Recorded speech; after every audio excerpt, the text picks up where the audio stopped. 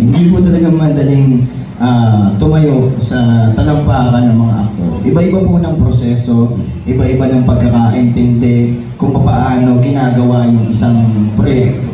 Meron dyan, may mga tawag pa sila. Yes, so yung feelings Makakainay pa. Ni-start talaga eh. Siya yung mga rehearsals, siya yung gumagano. Hindi, joke lang. Mahirap po talaga. Kasi hindi ko siya gina-justify yung kung ano man yung nangyayari dahil sa trabaho. Kasi mataas ang respeto ko sa mga aktor. Hindi talaga siya basta-basta. Maraming pwedeng maapektuhan. Marami kang pwedeng may encounter, problema, kaginhawaan. Hindi mo masasabi. So, para sa akin yung bagay na yun, nangyayari talaga siya. Sadyang, merong Hindi mo maiwasan. So, marupok. Yes. So, ngayon, ano na kayo ngayon? Magkaibigan po kami and then we're promoting our movie.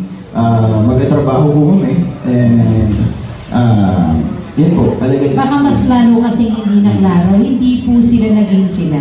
Yes. Kaya lang, katulad niyan, magkakasama po kami Hindi ng kaya lang. Hindi kaya lang. Hindi lock-in. Kami naghahawakan kami ng kamay. I mean, they're so sweet like they were there sa relasyon because may characterization po sila.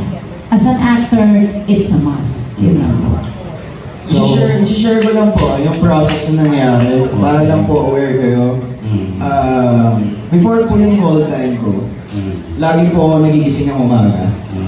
Ganito po yung process ko, para na po maintindihan nyo. Konti lang.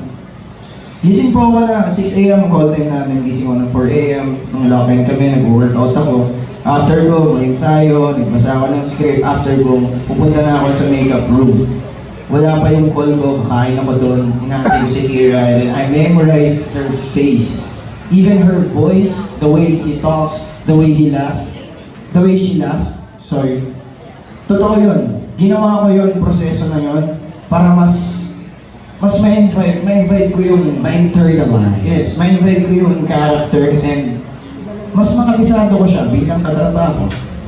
And pinagkakatiwalaan namin yung isa't isa. Kapag gumagawa na kami ng eksena, mas madali, mas nakikita yung chemistry, mas nakikita yung pagiging raw ng emotion na sinararamdaman. Hindi siya pinipilit, kumbaga. Yun, ganun ko siya ginawa. Simula nung lock-in namin, ganun yung ginagawa ko. Walang mentes yun. Kaya ako napapansin naman ng prod na ang aga mo naman, alam ng ilan yan. Wala, ito lang talaga ako. Siyempre hindi ko kailangan pa para sa i-share. Pero yun yung proseso ko as an actor. Ganun talaga. Yes.